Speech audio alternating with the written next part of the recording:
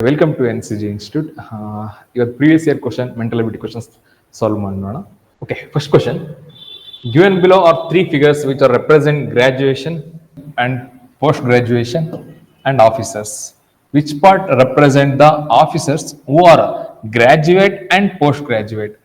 ನೋಡಿ ಅದರಲ್ಲಿ ಏನಂತ ಮೆನ್ಷನ್ ಮಾಡಿದ್ದಾನೆ, ಪದವೀಧರರು, ಸ್ನಾತಕೋತ್ತರು, ಪದವೀಧರರು ಮತ್ತು ಅಧಿಕಾರಿಗಳು ಅದನ್ನ ರೆಪ್ರೆಸೆಂಟ್ ಮಾಡ್ತಿದ್ದಾನೆ. ಇದ್ರಲ್ಲಿ ಅವ್ನು ಮೆನ್ಷನ್ ಮಾಡ್ತಾ ಇರೋದು, ಕೇಳ್ತಾ ಇರೋದು ಏನೇನು ಅಂತ ಅಂದ್ರೆ, ಯಾವ ಭಾಗವು ಪದವೀಧರರು ಮತ್ತು ಸ್ನಾತಕೋತ್ತರ ಪದವೀಧರರಾದ ಅಧಿಕಾರಿಗಳು ಅಥವಾ ಎಲ್ಲ ಅಧಿಕಾರಿಗಳನ್ನ ಪ್ರತಿನಿಧಿಸುತ್ತದೆ ಅಂತ ಕೇಳ್ತಾ ಇದ್ದಾರೆ.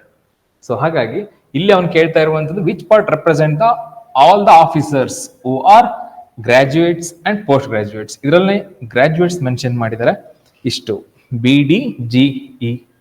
Next post graduation ADGF mention ಮಾಡಿದ್ದಾರೆ. ಹಾಗೆ ಆಫೀಸರ್ಸ್ ಯಾರು ಅಂದ್ರೆ CEGF. ಹಾಗಾದ್ರೆ ಅವ್ನು ಮೆನ್ಷನ್ ಮಾಡಿ ಕೇಳ್ತಾ ಇರುವಂತದ್ರಲ್ಲಿ officers. Okay, which part represent all officers. Okay, all officers ಇಷ್ಟು ರೆಪ್ರೆಸೆಂಟ್ ಮಾಡ್ತಾ ಇದೆ. ಯಾರು ಇರುವಂದಾಗ EFGC ಇಷ್ಟು ಕೂಡ ರೆಪ್ರೆಸೆಂಟ್ ಮಾಡ್ತಿದೆ. ಇದರಲ್ಲಿ who are graduates and post graduates, graduates ಹಾಗೆ ಪೋಸ್ಟ್ ಗ್ರಾಜುಯೇಟ್ಸ್ ಆಗಿರೋರು ಎಷ್ಟು ಜನ ಇದ್ದಾರೆ ಅಂದಾಗ, ಈ ಗ್ರಾಜುಯೇಷನ್ ಮತ್ತೆ ಪೋಸ್ಟ್ ಗ್ರಾಜುಯೇಷನ್ ಅಲ್ಲಿ ಇರುವಂತ ವ್ಯಕ್ತಿ ಆಫೀಸರ್ ಯಾರಾಗಿದ್ದಾರೆ ಅಂದ್ರೆ G ಮಾತ್ರ. So you can option A is the right answer. Next question. In the question given below, which one from the options should come at the right of the station to complete the series? Logically series. ನೋಡಿ figure ಹೇಗೆ ಕೊಟ್ಟಿದ್ದಾರೆ ನೋಡಿ, ಇದರಲ್ಲಿ 4 lines draw ಮಾಡಿದ್ದಾರೆ. First ಈ common ಆಗಿ ಇಲ್ಲಿದೆ, next ಇಲ್ಲಿ ಮೂವ್ ಆಗ್ತಾ ಇದೆ, ಅದರ ನೆಕ್ಸ್ಟ್ ಇಲ್ಲಿ ಮೂವ್ ಆಗಿದೆ, ನೆಕ್ಸ್ಟ್ ಇಲ್ಲಿ ಮೂವ್ ಆಗಿದೆ. ಹಾಗಾದ್ರೆ ವಾಟ್ ಅಬೌಟ್ ನೆಕ್ಸ್ಟ್ ಅಂತ ಕೇಳಿದ್ದೇನೆ. ಹಾಗಾದ್ರೆ ನಾವು ಜನರಲ್ ಆಗಿ ಥಿಂಕ್ ಮಾಡ್ಬೇಕೇನು ಅಂದ್ರೆ, ನೋಡಿ ಇಲ್ಲಿಂದ ಇಲ್ಲಿಗೆ ಬರ್ಬೇಕು ಅಂತಂದ್ರೆ, +2 ಡಾಟ್ ಮೂವ್ ಆಗಿದೆ. ನೆಕ್ಸ್ಟ್ ಇಲ್ಲಿಂದ ಇಲ್ಲಿಗೆ ಬರ್ಬೇಕು ಅಂದ್ರೆ +3 ಮೂವ್ ಆಗಿದೆ. ನೆಕ್ಸ್ಟ್ ಇಲ್ಲಿಂದ ಇಲ್ಲಿಗೆ ಬರ್ಬೇಕು ಅಂತಂದ್ರೆ 1 2 3 4 +4 ಮೂವ್ ಆಗಿದೆ. ನೆಕ್ಸ್ಟ್ ಹಾಗಾದ್ರೆ +2 +3 +4 ಮೂವ್ ಆಗಿದೆ. ಅಂದ್ರೆ ನೆಕ್ಸ್ಟ್ ಅಲ್ಲಿ ಬರುವಂತದ್ದೇ ಇಲ್ಲಿಂದ 2 3 4 ಆಗಿದೆ, ನೆಕ್ಸ್ಟ್ 5 ಆಗುತ್ತೆ. ಸೊ 1 2 3 4 5. ಸೊ ಬರುವಂತದ್ದು ಇಷ್ಟು ಆಪ್ಷನ್ ಅಲ್ಲಿ ಇರುವಂತದ್ದು option C. Okay, next question. Select the combination of numbers that logically, okay, logically ಯಾವ್ದು ಇದು ಸರಿ ಹೊಂದುತ್ತೆ ಅಂತ ಕೇಳ್ತಾ ಇದ್ದಾರೆ. ಈ ತರ ಕ್ವೆಶ್ಚನ್ಸ್ ಕೊಟ್ಟಾಗ, ಓಕೆ, ಅಲ್ಲಿ ಕೊಟ್ಟಿದ್ದಾನೆ PNOACLMI ಅಂತ ಮೆನ್ಷನ್ ಮಾಡಿದ್ದಾನೆ. ಇದನ್ನ 1 2 3 4 5 6 7 8 ಅಂತ ಕೊಟ್ಟಿದ್ದಾರೆ.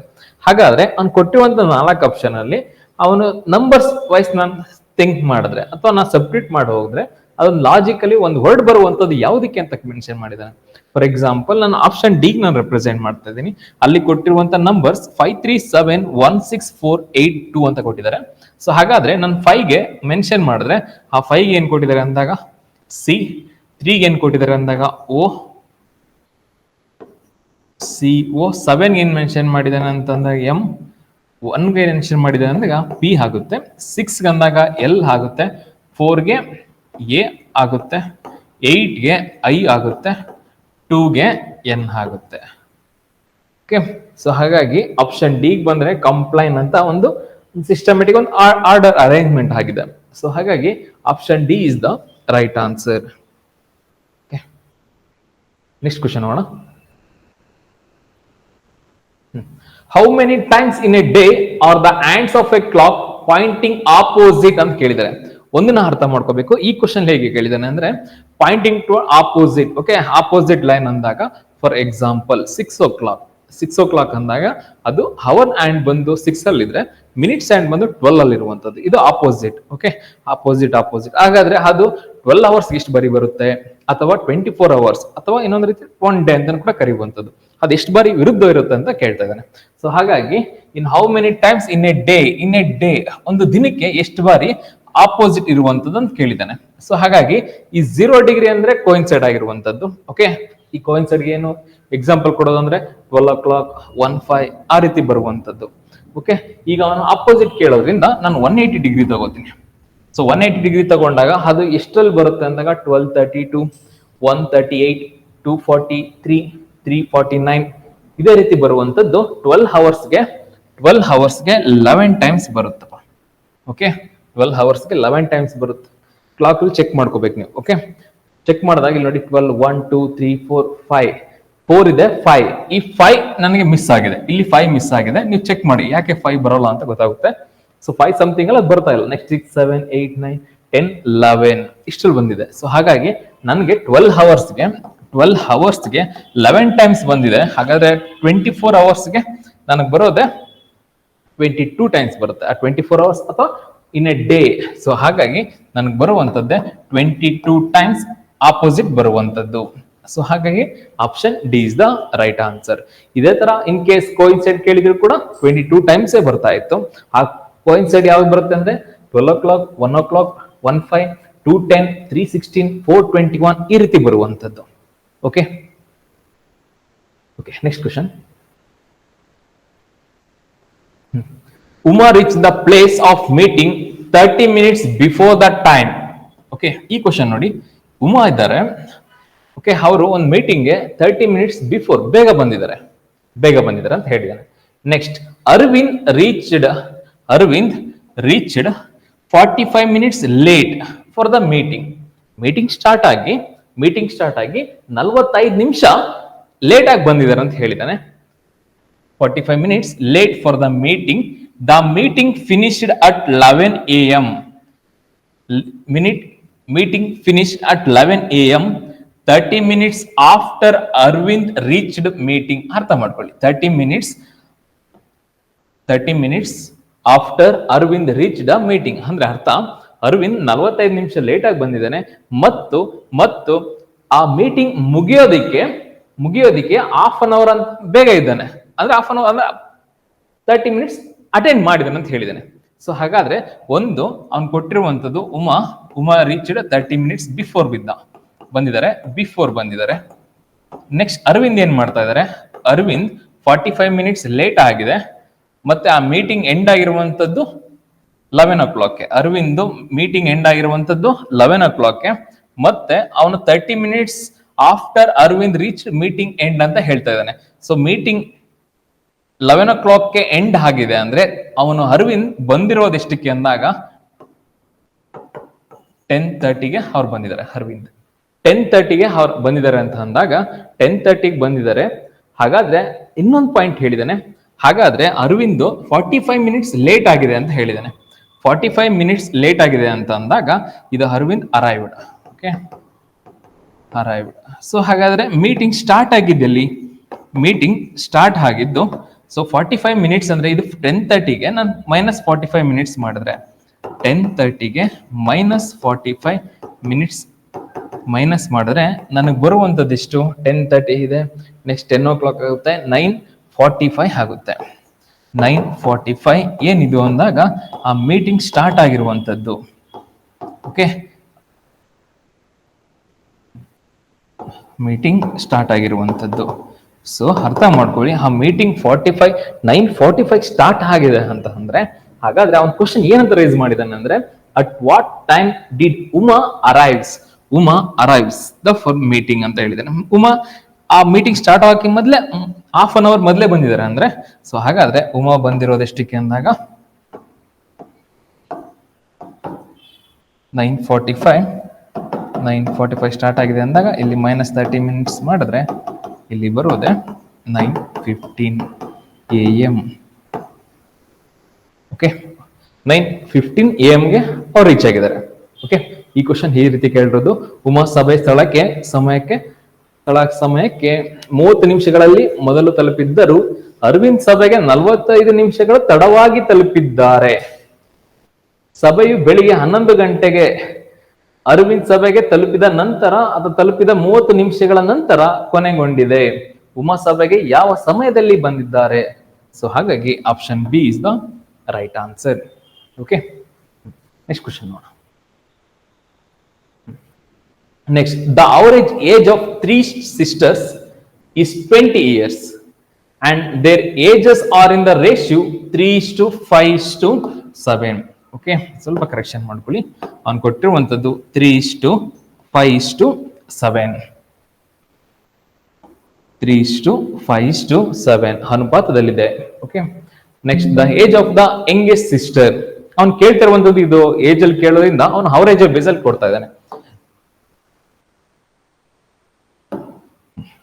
ಹೀಗೆ ನೋಡಿಪ್ಪ, ಅವನೇನ್ ಹೇಳಿದಾನೆ, the average age of 3 sisters ಅಂತ ಕೇಳಿದಾನೆ. 3 ಸಿಸ್ಟರ್ಸ್ 20 years ಅಂತ ಕೊಟ್ಟಿದ್ದಾನೆ. ಓಕೆ, ಮತ್ತೆ ಅವನ್ ರೇಷಿಯೋ ಕೊಟ್ಟಿದ್ದಾನೆ. ರೇಷಿಯೋ 3:5:7 ಕೊಟ್ಟಿದ್ದಾರೆ. ಸೊ ಹಾಗಾಗಿ ನಾನೇನ್ ತಗೋತಾ ಇದ್ದೀನಿ, 3:5:7. ನಾನು ಇದಕ್ಕೆ 3x 5x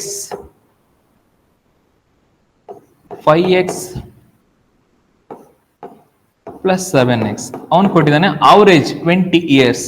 ಅವರೇಜ್ ಒಬ್ಬೊಬ್ಬರಿಗೂ 20 years ಅವರೇಜ್ ಅಂತ ಅಂದ್ರೆ 3 ಜನರಿಂದ ಏನಾಗುತ್ತೆ ಅಂದಾಗ ಟೋಟಲ್ ಸಮ್ ತಗೊಂಡಾಗ, ಓಕೆ, ಟೋಟಲ್ ಸಮ್ ತಗೊಂಡಾಗ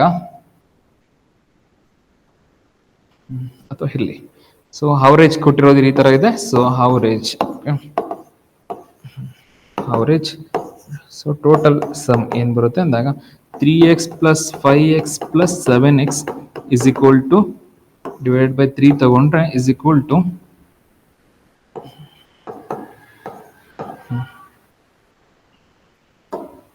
ನೋಡಿಪ್ಪ, ನೆಕ್ಸ್ಟ್ ಹ್ಯಾಡ್ ಮಾಡ್ಕೋತೀನಿ. ಇಲ್ಲಿ ಡಿವೈಡ್ ಬೈ 3 ಇದೆ, ಆ ಕಡೆ ಹೋದ್ರೆ ಮಲ್ಟಿಪ್ಲೈ ಆಗುತ್ತೆ. ಇಲ್ಲಿ ಡಿವೈಡ್ ಇದೆ, ಆ ಕಡೆ ಮಲ್ಟಿಪ್ಲೈ ಆಗುತ್ತೆ. 3x 5x 7x ಇಷ್ಟು ನಾನು ಹ್ಯಾಡ್ ಮಾಡ್ಕೊಂಡ್ರೆ ನನಗೆ ಬರೋದೆ 15x. 15x is equal to 3 into 20 60.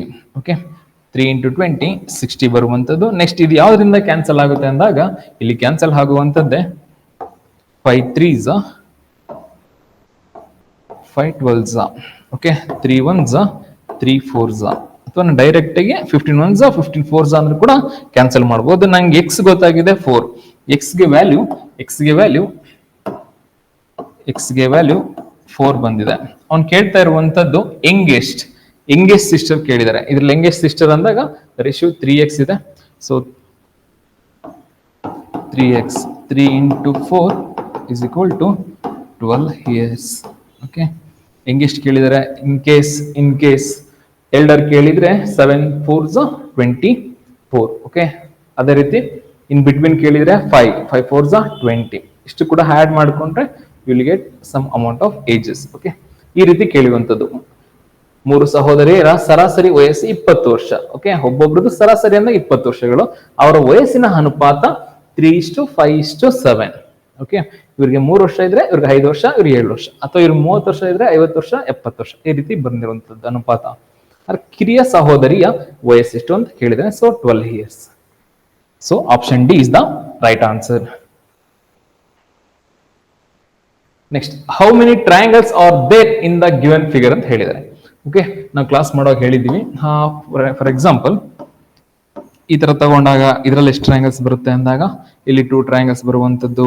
ಈ ರೀತಿ ತಗೊಂಡಾಗ ಇದರಲ್ಲಿ ಎಷ್ಟು ಬರುತ್ತೆ ಅಂದಾಗ ನಾನು ಇನ್ ಕ್ಲಾಸ್ ಅಲ್ಲಿ ಹೇಳಿದೀನಿ. ಇಲ್ಲಿ ಸಿಂಗಲ್ 1 1 1, ಸಿಂಗಲ್ 4 ಬರುತ್ತೆ, ಸಿಂಗಲ್ 4 ಬರುತ್ತೆ. ಹಾಗೆ ಡಬಲ್ ಎಷ್ಟು ಬರುತ್ತೆ ಅಂದಾಗ 1 2 3 4 ಡಬಲ್ 4 ಬರುತ್ತೆ. ಹಾಗೆ ಟೋಟಲ್ ಏನಾಗುತ್ತೆ ಅಂದಾಗ 8 ಟ್ರಯಾಂಗಲ್ಸ್ ಆಗಿರುವಂತದ್ದು. ಸೊ ಹಾಗಾಗಿ ಇದನ್ನೇ ಶಾರ್ಟ್ ಕಟ್ ಅಲ್ಲಿ ನಾವು ಹೇಗೆ ತಗೊಂಡಿದೀನಿ ಅಂದ್ರೆ ಕ್ಲಾಸ್ ಅಲ್ಲಿ ಮಾಡುವಾಗ ನೋಡಿ, ಇಲ್ಲಿ 1 2 3 4 ಈ ಕೊನೆ ನಂಬರ್ ಏನಿದೆ 4 into 2. ಇದನ್ನ ನಾನು ಯಾವುದೇ ಕಾರಣಕ್ಕೂ 4 into 2 ಮಲ್ಟಿಪ್ಲೈ ಮಾಡಿದಾಗ 8 ಟ್ರಯಾಂಗಲ್ಸ್ ಬರುತ್ತೆ. ಇನ್ ಕೇಸ್ ಫಾರ್ ಎಕ್ಸಾಂಪಲ್ ಅವನು ಈ ತರ ಕೊಟ್ಟಿದ್ದಾನೆ, ಇದರಲ್ಲಿ ಎಷ್ಟು ಟ್ರಯಾಂಗಲ್ಸ್ ಇದೆ ಅಂದಾಗ ಸೇಮ್ 1 2 3 4 5 6 ಕೊನೆ ನಂಬರ್ ಎಷ್ಟಿದೆ ಅಂದಾಗ 6 into 2 12 ಟ್ರಯಾಂಗಲ್ಸ್. ಓಕೆ, ಈ ರೀತಿ ಬೇಸಿಕ್ ಇರುವಂತದ್ದು. ಇಷ್ಟು ಕೂಡ ಕ್ಲಾಸ್ ಅಲ್ಲಿ ಹೇಳಿದ್ದೀನಿ. ಹೀಗೆ ಬರೋಣ. ಇಲ್ಲಿ ಕೇಳಿದ್ದೇನೆ ಇದೊಂದು ಟ್ರಯಾಂಗಲ್ ನನಗೆ 1 2 3 4 ತಗೊಂಡ್ರೆ ನನಗೆ ಇದರಿಂದ ಎಷ್ಟು ಬರುತ್ತೆ ಅಂದಾಗ ನೋಡಿಪ್ಪ, ಇಲ್ಲಿ 4 2s 8 ಅಂದ್ರೆ ಇಲ್ಲಿಂದ 8 ಟ್ರಯಾಂಗಲ್ಸ್ ಇದೆ. ಅದೇ ರೀತಿ ಕೂಡ ಇಲ್ಲಿಂದ 8 ಟ್ರಯಾಂಗಲ್ಸ್, ಇದರಿಂದ 8 ಟ್ರಯಾಂಗಲ್ಸ್. ನೆಕ್ಸ್ಟ್ ಏನಾಗ್ತಾ ಇದೆ, ಮರ್ಜ್ ಆಗ್ತಾ ಇದೆ. ಫಸ್ಟ್ ಸೆಕೆಂಡ್ ಮರ್ಜ್ ಆದ್ರೆ ಮತ್ತೆರಡು ಟ್ರಯಾಂಗಲ್ಸ್ ಬರುತ್ತೆ. ಅಪ್ವರ್ಡ್ ಡೈರೆಕ್ಷನ್ ಒಂದು, ಮತ್ತೆ ಡೌನ್ವರ್ಡ್ಸ್ ಡೈರೆಕ್ಷನ್ ಒಂದು. ಸೊ ಹಾಗಾದ್ರೆ ಮತ್ತೆರಡು ಇಲ್ಲೆರಡು ಟ್ರಯಾಂಗಲ್ಸ್ ಮರ್ಜ್ ಆಗ್ತಾ ಇದೆ, ಕ್ರಿಯೇಟ್ ಆಗ್ತಾ ಇದೆ. ನೆಕ್ಸ್ಟ್ ಫಸ್ಟ್ನೇ ಬಿಟ್ಬಿಡೋಣ. ಸೆಕೆಂಡ್ ಮತ್ತೆ ಥರ್ಡ್ ಕಂಪೇರ್ ಮಾಡಿದಾಗ ಡೌನ್ವರ್ಡ್ಸ್ ಒಂದು ಟ್ರಯಾಂಗಲ್ ಇದೆ, ಅಪ್ವರ್ಡ್ಸ್ ಒಂದು ಟ್ರಯಾಂಗಲ್ ಇದೆ. ಸೊ ಹಾಗಾಗಿ ಪ್ಲಸ್ 2. ಸೊ ಹಾಗೆ ಎಷ್ಟಾಗಿದೆ ಅಂದಾಗ 10, 20 ಪ್ಲಸ್ 8. ಸೊ 28 ಟ್ರಯಾಂಗಲ್ಸ್ ನಮ್ಗೆ ಇದರಿಂದ ಕ್ರಿಯೇಟ್ ಆಗಿರುವಂಥದ್ದು. So option A is the right answer. Okay, ಇದೇ ರೀತಿ ಸಾಲ್ವ್ ಮಾಡಬಹುದು. ಇದರಲ್ಲಿ ಡಿಫ್ರೆಂಟ್ ಪ್ಯಾಟರ್ನ್ ಅರೇಂಜ್ ಮಾಡ್ತಾನೆ. ನಂಗೆ ಕಾನ್ಸೆಪ್ಟ್ ಗೊತ್ತಾದ್ರೆ ಅವ್ನು ಹೇಗೆ ಕೇಳಿದ್ರು ಕೂಡ ಈಸಿಯಾಗಿ ಆನ್ಸರ್ ಮಾಡ್ಬೋದು. Okay, next question. Okay, what approximate value should come in the place of question mark in the following question? Okay, ಇದು ಸಿಂಪ್ಲಿಫಿಕೇಶನ್ ಕೊಡ್ತದೆ. ಸೊ ಹಾಗೆ ಈಸಿಯಾಗಿ ಸಾಲ್ವ್ ಮಾಡಬಹುದು. ಇದು ಪರ್ಸೆಂಟೇಜ್ ಇದೆ, ಆ ಪರ್ಸೆಂಟೇಜ್ ನಾನು ಬಿಡಿಸಿ ಸಿಂಪ್ಲಿಫೈ ಮಾಡ್ಕೊಂಡ್ರೆ ವಿಲ್ ಗೆಟ್ ದ ಆನ್ಸರ್. ನೋಡಿ 18% of 609 plus 27.5% of 450 is equal to question mark ಅಂತ ಕೇಳಿದ್ರೆ ನಾನು ಹೇಳಿದ್ದೀನಿ ಇದೆಲ್ಲ ಪರ್ಸೆಂಟೇಜ್ ನಾನು ಹೋಗಿಸ್ಬೇಕು ಅಂದ್ರೆ 18/100 ಆಫ್ ಅಂದ್ರೆ multiply 609 plus 27.5 divided by 100 into 450. So ಇದನ್ನ ಸಿಂಪ್ಲಿಫೈ ಮಾಡಿದ್ರೆ, ಕ್ಯಾನ್ಸಲ್ ಮಾಡಿ ಸಿಂಪ್ಲಿಫೈ ಮಾಡಿದ್ರೆ you will get 233.37 I think. Okay, ಅದು ನಿಯರೆಸ್ಟ್ ಇರೋದ್ರಿಂದ 233 ವಿ ಕ್ಯಾನ್ ಆನ್ಸರ್. ಓಕೆ, ಈ 233.5 ಗಿಂತ ಜಾಸ್ತಿ ಇದ್ದಿದ್ರೆ 234 ಆಗ್ತಾ ಇತ್ತು. ಸೊ ಇನ್ ಬಿಟ್ವೀನ್ 5 ಇಂದ ಕಡಿಮೆ ಇದೆ ಅಂದಾಗ ಅದು 233ನೇ ಬರುತ್ತೆ. So option B is the right answer. Okay, next question. Arrange the following word according to dictionary ಅಂತ ಕೇಳಿದ್ದಾರೆ. Okay, according to dictionary. Okay, dictionary ಹೇಗಿರುತ್ತೆ ಆ ರೀತಿ ನಾವು ಅರೇಂಜ್ ಮಾಡಬೇಕಾಗ್ತದೆ. ಓಕೆ, ಈಗ ತಗೋಣ. Fenestration, feather, feed, head, futures. Okay, ಈ ತರ ಕೊಟ್ಟಿದ್ದಾನೆ. ಇದನ್ನ ನಾನು ಹೇಗೆ ತಗೋಬಹುದು?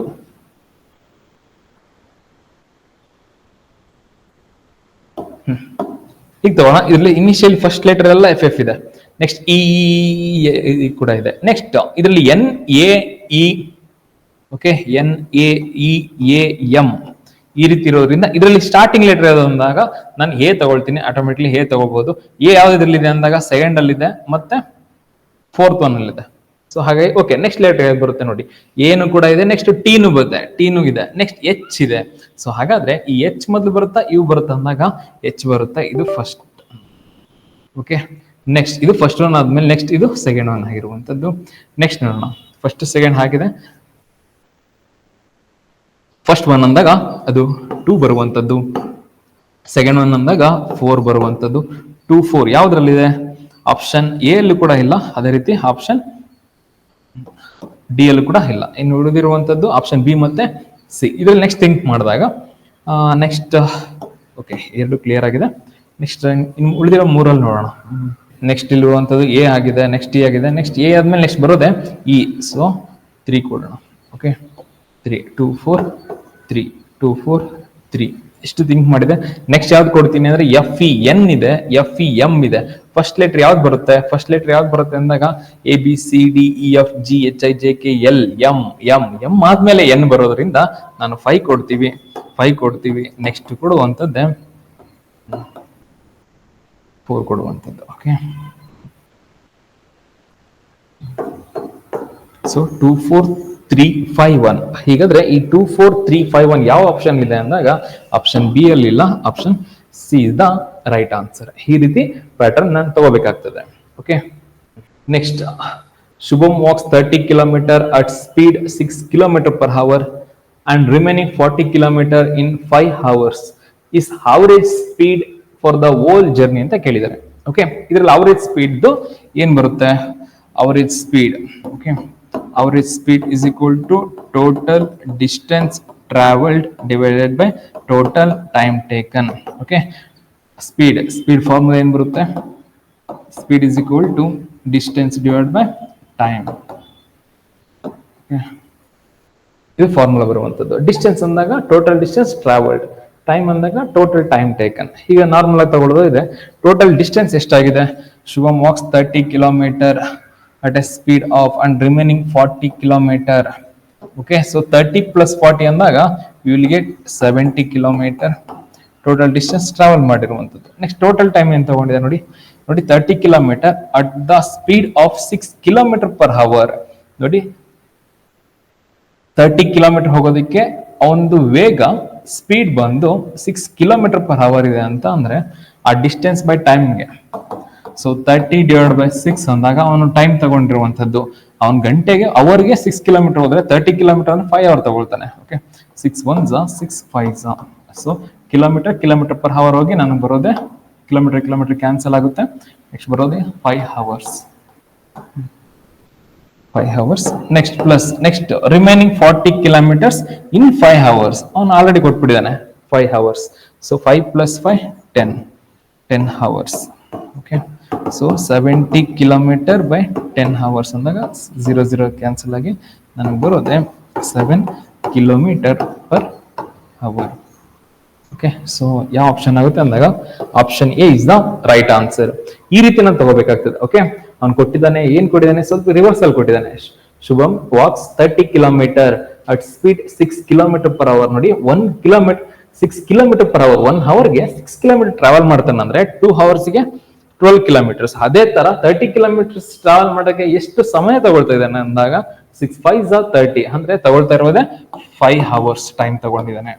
ನೆಕ್ಸ್ಟ್ ಅವನೇ ಕೊಟ್ಬಿಟ್ಟಿದ್ದಾನೆ ರಿಮೈನಿಂಗ್ 40 ಕಿಲೋಮೀಟರ್ಸ್ ನ ಇನ್ 5 ಅವರ್ಸ್, ಮತ್ತೆ 5 ಅವರ್ಸ್ ಕೊಟ್ಟಿದ್ದಾನೆ. ಸೊ 5 + 5 10 ಅವರ್ಸ್ ಅವ್ನು ಟ್ರಾವೆಲ್ ಮಾಡಕ್ ತಗೊಂಡಿರುವಂತದ್ದು. ನೆಕ್ಸ್ಟ್ ಡಿಸ್ಟೆನ್ಸ್ ಏನಿದೆ ಅಂದಾಗ 30 ಕಿಲೋಮೀಟರ್ಸ್ ತಗೊಂಡಿದ್ದಾನೆ, ಮತ್ತೆ 40 ಕಿಲೋಮೀಟರ್ಸ್. 30 ಮತ್ತೆ 40 ಆಡ್ ಮಾಡಿದ್ರೆ 70 ಕಿಲೋಮೀಟರ್, ಕ್ಯಾನ್ಸಲ್ ಮಾಡಿದ್ರೆ 7 kilometre per hour. So option is the right answer. Okay, next question ನೋಡೋಣ. How many ways can the letter of the Delhi be arranged? ನೋಡಿ ಅವನು ಕೊಟ್ಟಿದ್ದಾನೆ, ಅವನ್ ಡೆಲ್ಲಿ.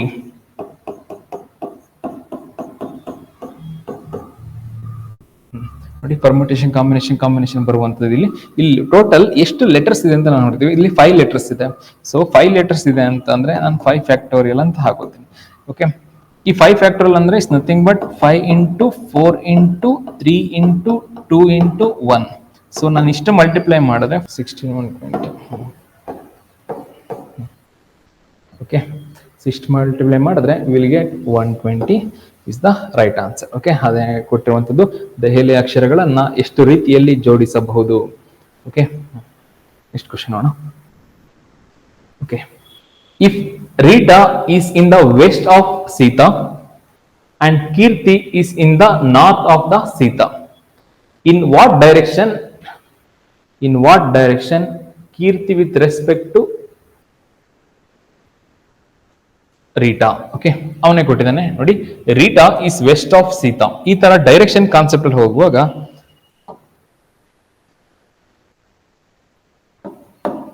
ಈ ಡೈರೆಕ್ಷನ್ ಕೊಟ್ಟಾಗ ನನ್ಗೆ ಯಾವಾಗ್ಲಿದ್ರು ಕೂಡ ನನ್ನ ರೈಟ್ ಸೈಡ್ ಬರೋದು ಈಸ್ಟ್ ಅಂತ ಅನ್ಕೊ ತಗೋಬೇಕಾಗ್ತದೆ ಎಕ್ಸಾಮ್ ಅಲ್ಲಿ. ನೆಕ್ಸ್ಟ್ ನಮ್ ಎದುರುಗಡೆ ಇರುವಂತದ್ದು ಟಾಪ್ ಅಲ್ಲಿ ಇರೋದೇ ನಾರ್ತ್ ಅಂತ ತಗೋಬೇಕಾಗ್ತದೆ. ರೈಟ್ ಸೈಡ್ ಈಸ್ಟ್ ಆದ್ಮೇಲೆ ಲೆಫ್ಟ್ ಸೈಡ್ ಬರೋದೆ ವೆಸ್ಟ್. ಎದುರುಗಡೆ ನಾರ್ತ್ ಇದ್ದಾಗ ಬಿಹೈಂಡ್ ಹಿಂದೆ ಬರೋದೆ ಸೌತ್. ಓಕೆ, ಇದು ಫಿಕ್ಸೆಡ್ ಇರುತ್ತೆ ಕಾರಣ ಕೂಡ ಇದು ಚೇಂಜ್ ಆಗೋದಿಲ್ಲ. ನೆಕ್ಸ್ಟ್ ಈ ಬರೋಣ. Rita is west of Sita. Rita is west ಯಾರಿಗೆ? ಸೀತಾಗೆ ವೆಸ್ಟ್ ಕಡೆಗೆ ಇದಾರೆ ಇರು. Okay, next Kirti is in the north of Sita. Kirti ಅನ್ನೋರು north of Sita. Kirti is north of Sita. In what direction of Kirti?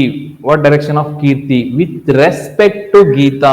Okay, with respect to Geeta ಅಂತ ಕೇಳಿದಾನೆ. ಉದಾಹರಣೆ A B C. Okay, ಈ ತಗೊಂಡೆ with respect to O. A is in which direction? With respect to O. B is in which direction? With respect to O. C is in which direction? ಈ ರೀತಿ ಬಂದಾಗ with respect to R. With respect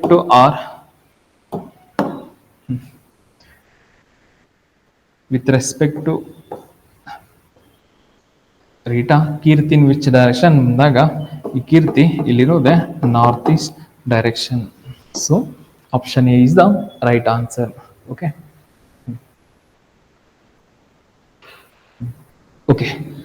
ನೋಡಿ ಈ questions ಇದೇ ರೀತಿ ಬಂದಿರುವಂತದ್ದು. ಮುಂದೆನೂ ಕೂಡ ಇದೇ ತರ ಕ್ವಶನ್ಸ್ ಸಾಲ್ವ್ ಮಾಡೋಣ. ಒಂದಷ್ಟು ಈಸಿ ಸ್ಕಿಲ್ಸ್ ಇದೆ, ಅಷ್ಟು ಕೂಡ ಸಾಲ್ವ್ ಮಾಡಿ ಮಾಡೋಣ. Thank you.